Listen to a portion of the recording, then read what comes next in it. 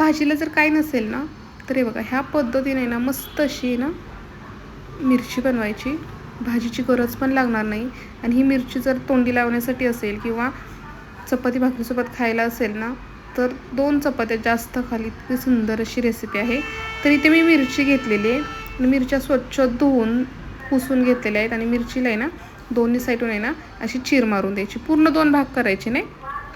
आता कढईमध्ये तेल टाकलेलं आहे, तेल गरम झालं की त्याच्यामध्ये मोहरी टाकायची, मोहरी छान अशी तडतडली की जिरं टाकायचं, जिरं मोहरी तडतडली की हिंग टाकायचं आणि भरपूर असा चिरून घेतलेला लसूण टाकायचा. मिनिटभर परतूयात. आता ह्याच्यामध्ये बारीक चिरलेला भरपूर असा कांदा टाकूयात, कांदा छान असा भाजून घ्यायचा. एक टोमॅटो पिकलेला बारीक चिरून घेतलेला आहे टोमॅटो टाकायचा. आणि ही मिरची काही जास्त तिखट नसते त्यामुळे तिखटपणा येण्यासाठी आपल्याला इथे मी 2 ते 3 मिरची आपली घेतलेली आहे, मध्ये 2 तुकडे करून घेतलेले आहेत. मिरची टाकूयात. आता ह्याच्यामध्ये सुके मसाले, हळद, धना पावडर आणि जिरा पावडर टाकणार आहे. तर छान असं हे परतून घेऊया. आता ह्याच्यामध्ये ना 1 चमच आहे ना कसुरी मेथी ना छान अशी चुरगळून टाकायची. कसुरी मेथीमुळे ना अजून छान टेस्ट येते आपल्या मिरचीला. आणि दही घेतलेलं आहे, दही ना छान असं फेटून घेतलेलं आहे. दही टाकलं की गॅस मीडियम ठेवायचा आणि पटपट असं हात हलवायचा, व्यवस्थित मिक्स करून घ्यायचं, चवीनुसार मीठ टाकायचं.